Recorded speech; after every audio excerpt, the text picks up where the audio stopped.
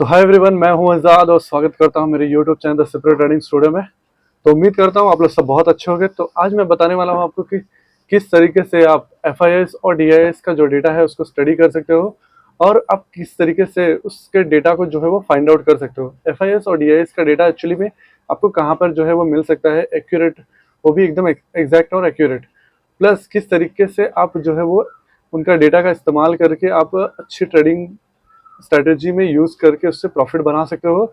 और मैं बताने वाला हूँ कि आपको किस एफ आई आईज और डी आईज एक्चुअली में होते क्या है और वो किस तरीके से काम करते हैं, उनका काम करने का तरीका क्यों क्या होता है।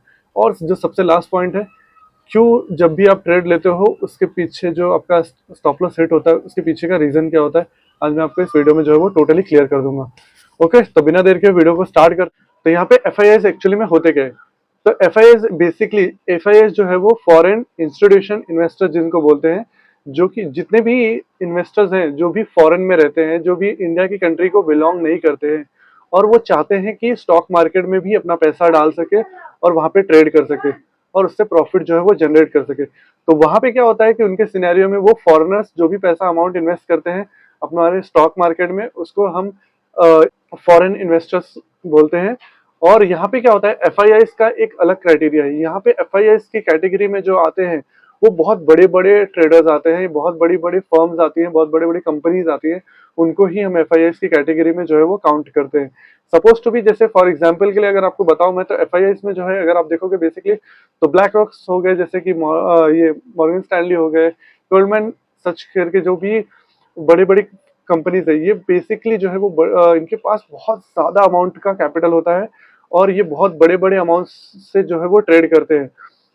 अगर मैं बताऊं आपको तो ये एक सिंगल ट्रेड जो करते हैं वो स्टार्ट ही 1,000 करोड़ से करते हैं। मतलब 1,000 करोड़ रुपीस, सोचो, एक किसी पर्टिकुलर को शेयर में या किसी पर्टिकुलर जो है इंडेक्स में या ऑप्शन में जो है वो बाय करने के लिए यूज करते हैं। ऐसा नहीं है कि वो डायरेक्टली एक सिंगल ऑर्डर पंच करते हैं।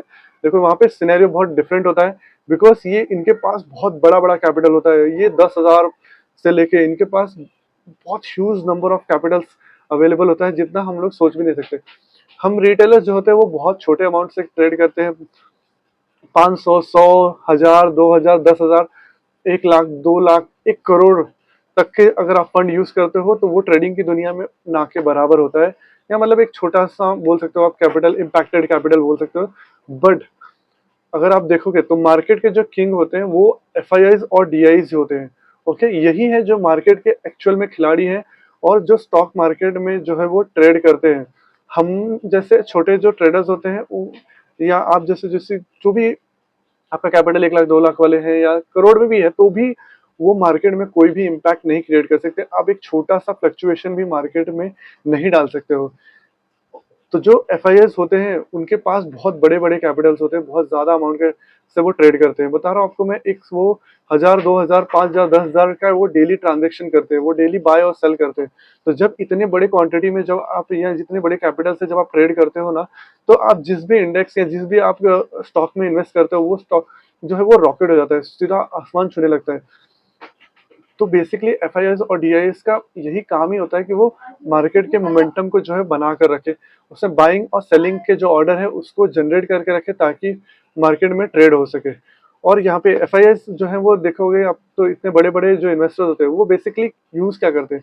अब वो जो है, जैसे फॉरेन इन्वेस्टर्स जो होते हैं, वो फॉरेन इन्वेस्टर जैसे लाइक ब्लैक रॉक की बताई मैंने, गोल्डमैन की बताई, मॉर्गन स्टैनली, तो ये बेसिकली काम किस तरीके से करते हैं।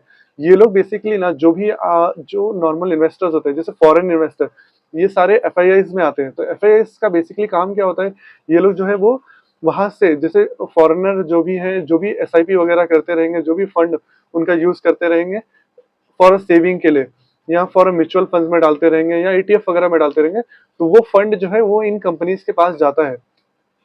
और वो इन कंपनीज के पास जो है जाने के बाद ये कंपनीज जो है वो सारा फंड जो है यूटिलाइज करती हैं, उनको यूज करती हैं स्टॉक मार्केट के इंडेक्स में। मतलब उसमें कोई भी शेयर हो, जैसे उनको लगता है कि इस शेयर का पोटेंशियल अच्छा है, तो वहाँ पे वो ऑर्डर जो है वो पंच करते हैं, उसको बाय करते हैं।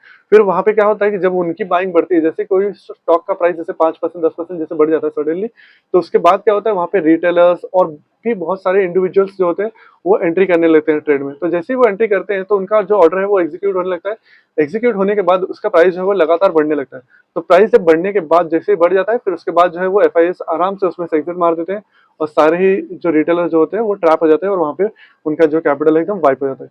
इसी तरीके से जो है वो वहाँ पे रिटेलर की एसएल हंटिंग वगैरह करते हैं, या बोलते हैं ना, आपने भी ये कई बार नोटिस किया होगा कि जैसे ही आप स्टॉप लॉस लगाते हो, जैसे ही ऑर्डर पंच करते हो, पता नहीं क्या होता है मार्केट में, अचानक से आपको लॉस होने लगता है।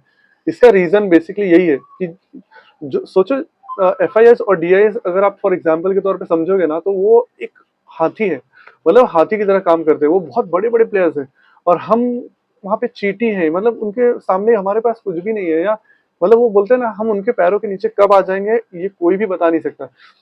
तो अब एज अ हम ट्रेडर, छोटे ट्रेडर को हमें एक्चुअली में करना क्या चाहिए? तो देखो, हमें हाथी से लड़ाई नहीं करनी है, हमें उसको गिराना नहीं है, हमें मार्केट को, मोमेंटम को जो है उसको जरा भी ब्रेक, बोलते हैं ना, अगेंस्ट करने का ट्राई नहीं करना है। अगर हम ऐसा करते हैं ना, तो हमें बहुत लॉस होएगा, और हम लॉस से कभी बाहर नहीं आ सकते, ऐसा हो सकता है। तो यहाँ पे हमें बेसिकली यही करना है कि मार्केट का जो मोमेंटम है, जो बड़े प्लेयर्स जो जहाँ पे लेके जा रहे हैं, जैसे वहां पे बड़े बड़े हाथी जिस डायरेक्शन में मार्केट को लेके जा रहे हैं ना, वहां पे उसको लेके जाने दो, और आपका भी डायरेक्शन उसी मोमेंटम पे रखो। हाथी के जब आप पीछे चल, जिस हिसाब से चलोगे ना, वही आपका पैसा बना के देगा। अगर आप उससे लड़ने जाओगे ना, तो वो चुटकियों का काम है, बस वो आपको कभी भी धराशायी कर देगा, या आपको नामो निशान मिटा देगा, और आपको पता भी नहीं चलेगा।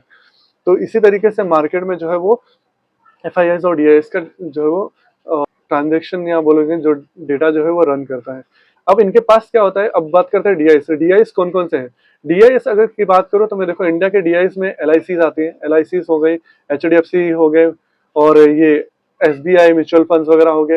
ऐसे बहुत सारे जो पीएफ वगैरह की कंपनी वगैरह जो है, प्रोविडेंट फंड वगैरह प्रोवाइड करती है, वो सारी कंपनी भी जो अपने पीएफ वगैरह सेव होते हैं, वो कंपनीज क्या करती हैं, उन कैपिटल्स का इस्तेमाल करती हैं, इस्तेमाल करके स्टॉक में इन्वेस्ट करते हैं, इन्वेस्ट करके उनमें से पैसा जनरेट करते हैं, जनरेट करने के बाद एक छोटा सा अमाउंट जो होता है अपने के साथ भी वो शेयर करते हैं। बेसिकली वो एफआईएस डीआईएस इसी तरीके से काम करते हैं। अब इसका इम्पैक्ट जो है वो स्टॉक मार्केट में किस तरीके से करता है, देखो, डेफिनेटली अगर एफआईएस बाइंग कर रहे हैं, ओके, और यहाँ पे डीआईएस भी बाइंग कर रहे हैं, ओके, दोनों ही बाइंग कर रहे हैं, तो यहाँ पे क्या होगा, मार्केट के अंदर पैसा आ रहा है, और पैसा जब मार्केट के अंदर आएगा ना, तो उसका जो साइज होता है वो बढ़ने लगता है। तो जब साइज बढ़ेगा ना, तो मार्केट बुलिश हो जाता है, मतलब ऊपर की तरफ जाने लगेगा। तो यहाँ पे क्या होगा कि मार्केट, अगर आप दोनों ही बाइंग वगैरह कर रहे हैं, तो वहां पे आपको सिंपली आपको भी बाई ही करना है, ताकि आप उनके साथ में रन कर सको। वो जहां तक प्रॉफिट रन करेंगे, वहां तक आप भी रन कर सको।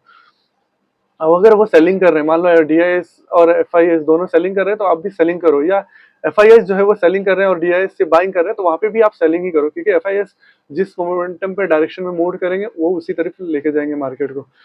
तो यहाँ पे स्ट्रक्चर क्या बनता है कि आपको डायरेक्शन के हिसाब से मूव करना है, न कि आपको डायरेक्शन के अगेंस्ट जाके जो है वो आपको ट्रेड लेना है। अब डीआईएस का जो है वो पूरा इन्वॉल्वमेंट अगर देखोगे आप, तो मार्केट में वो बहुत सारे स्टॉक वगैरह में इन्वेस्ट करके वहां से रिटर्न जो है वो जनरेट करते हैं। अब वो भी जो है सेम अमाउंट का कैपिटल यूज करते हैं, वो उनका भी जो ट्रांजेक्शन होता है डीआईएस का, वो भी 1000 करोड़, 2000 करोड़, 5000 करोड़, 10,000 करोड़, या 15,000, 20,000 करोड़ तक का कैपिटल वो एक बार में यूज करते, एक दिन में यूज करते हैं। अब उनके ऑर्डर्स पंच कैसे होते हैं, मैं आपको वो कॉन्सेप्ट बताता हूँ। देखो, उनके ऑर्डर पंच करने का कॉन्सेप्ट टोटली डिफरेंट होता है, उनका ऑल्गोस में काम करता है। उनके बहुत बड़े बड़े सॉफ्टवेयर वगैरह होते हैं, अगर आपने ब्लैक रॉक वगैरह के या बड़े बड़े सुना होगा, अलादीन वगैरह के नाम सुने होंगे, तो जैसे ये तो फॉर एग्जाम्पल है। देखो, ये सारे जो है, मतलब वो बहुत बड़े बड़े एल्गोस का इस्तेमाल करते हैं, जो ऑर्डर्स को, जैसे कि अगर उनको मान लीजिए कि 1,000 करोड़ इन्वेस्ट करना है, तो वो पूरा का पूरा कैपिटल एक ही स्टॉक में नहीं डालेंगे। अगर 1,000 करोड़ एक स्टॉक में डाल दोगे, तो उसका प्राइस जो है वो एकदम आसमान छू लेगा। तो मतलब इस तरीके से नहीं हो सकता। तो वहां पे प्रॉब्लम क्या होगा मालूम है क्या, कि जिन्होंने इन्वेस्ट करके रखा होगा उस प्राइस में, जैसे ही वो 1,000 करोड़ पड़ेगा, वो आसमान छूने लगा लेगा, तो बाकी वाले जो रहेंगे ना, वो अगर एग्जिट मार दिया, तो वहां पे एफआईएस का क्या हो जाएगा, लॉस होगा। और यहाँ पे क्या होता है ना, बड़े प्लेयर्स कभी भी अपना लॉस जो है वो नहीं करते, गाइस मैं बता रहा हूँ आपको।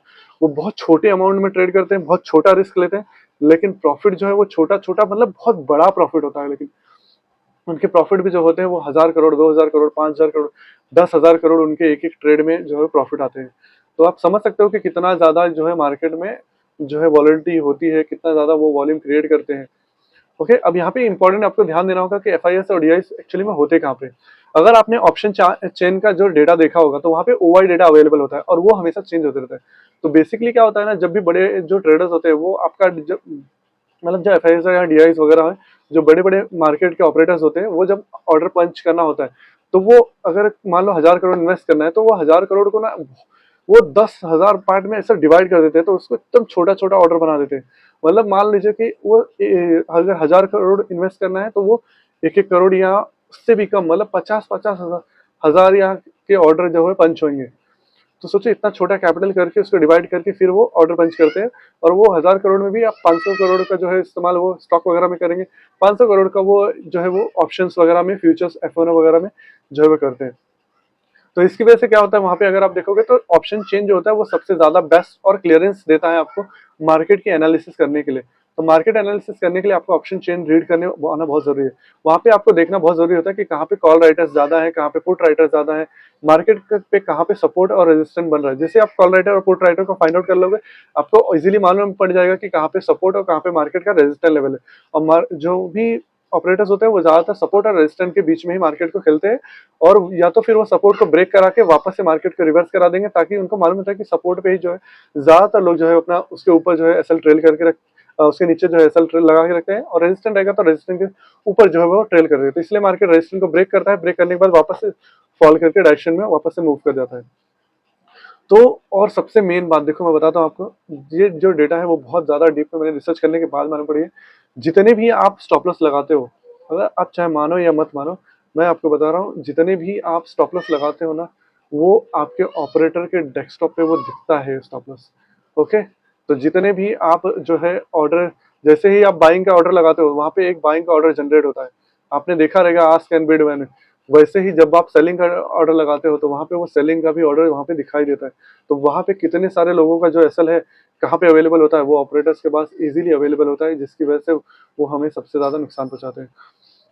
देखो गाइस, और आप लोग सबसे ज्यादा हेट अगर करते रहोगे तो निर्मला सीतारामन को करते रहोगे, जो हमारी प्राइम मिनिस्टर है। लेकिन वो इन सब चीजों के गेम के बारे में एक्चुअली में जानती हैं कि किस तरीके से मार्केट जो है वो ऑपरेट होता है, किस तरीके से एफओनोस और जो है वो ट्रेडिंग होती है, फ्यूचर्स और ऑप्शन में कितना ज्यादा वॉलेटाइल होता है, कितने ज्यादा बड़े बड़े ट्रेडर्स जो है इन्वॉल्व होते हैं, जो एफआईज डीआईज होते हैं, जिनकी वजह से हम रिटेलर्स जो है वो 5,000-10,000 रुपए लेके जाते हैं और वहां पे लगा देते हैं, तो उसमें लॉस रहता है। उनका बेसिकली फंडा इसीलिए देखो, अगर आपको मेरी बात भले ही बुरी लग रही हो, लेकिन मैं उनके तो फेवर में ही सपोर्ट करता हूँ, बिकॉज मैं भी ट्रेडर हूँ। लेकिन भले ही 2 पैसा थोड़ा ज्यादा ट्रेड लगता है, चार्जेस लगते हैं, लेकिन उनका जो कॉन्सेप्ट है ना वो एकदम क्लियर है। वो हमारा नुकसान नहीं कराना चाहते, क्योंकि वहां पे जो खेल है ना वो बड़े बड़े प्लेयर्स का है। हम लोग जैसे छोटे लोग, पैरों के नीचे उनके कब आ जाएंगे कब नहीं आएंगे, तो हमारा नुकसान है। वो चाहते हैं कि हमारा नुकसान ना हो, इसीलिए वो ऐसे डिसीजन जो है वो लेते हैं। तो और आपको सबसे जो फाइनल क्वेश्चन है, एफआईएस का जो डेटा है और डीआईएस का जो डेटा है वो एक्चुअली में अपडेट कब होता है? रात को जो है वो देखोगे आप, डेली मार्केट क्लोज होने के बाद शाम को 6 से लेकर 7 से 7:30 तक जो है वो डेटा आपको अवेलेबल हो जाएगा। एनएससी और बीएससी के जो ऑफिशियल वेबसाइट है, आपको सिंपली गूगल पे जो है सर्च करना है एफआईएस डीआईएस टुडेज डेटा करके, आपको डायरेक्टली एनएससी के वेबसाइट पे जाना है। वहां पे आपको जो है देखने को मिल जाएगा एफआईएस डीआईएस का डेटा जो है आज का, कितना एफआईएस ने जो है बाइंग की है, कितना जो एफआईएस ने सेलिंग की है, वो सारा ही डेटा आपको वहां पे देखने को मिल जाएगा। और दूसरा ऑप्शन ये है, अगर आपका एंजल वन में अकाउंट है, आप एंजल वन में अकाउंट में जाओगे, वहां पे देखोगे तो वहां पे एफआईएस डीआईएस का डेली डेटा वो वहां पे अपडेट होता रहता है, वहां पे भी देख सकते हो। और भी ऐसे बहुत सारे ब्रोकर हैं जो एफआईएस और डीआईएस का डेटा वो आप उसके खुद के प्लेटफॉर्म पे जो है प्रोवाइड करते हैं, तो वहां से आप जाके इजीली चेकआउट कर सकते हो, और उससे आप एनालाइज भी कर सकते हो कि मार्केट का मोमेंटम किस तरीके से चल रहा है, क्या डायरेक्शन में मूव कर रहा है, और एफआईएस और डीआईएस एक्चुअली में कर क्या रहे हैं। उस हिसाब से आप अपनी ट्रेडिंग की स्ट्रेटजी को प्लान कर सकते हो, और उनके मोमेंटम के हिसाब से आप भी उस मोमेंटम की ओर राइड करके वहां पे प्रॉफिट गेन कर सकते हो। ओके, तो उम्मीद करता हूँ वीडियो आपको पसंद आया रहेगा। अगर वीडियो पसंद आया तो प्लीज लाइक एंड सब्सक्राइब जरूर करें हमारे चैनल को, और देखते रहें द सुपर ट्रेडिंग स्टूडियो, और अपने दोस्तों के साथ शेयर भी करें। मिलते हैं हमारे एक और वीडियो में, तब तक के लिए बाय बाय।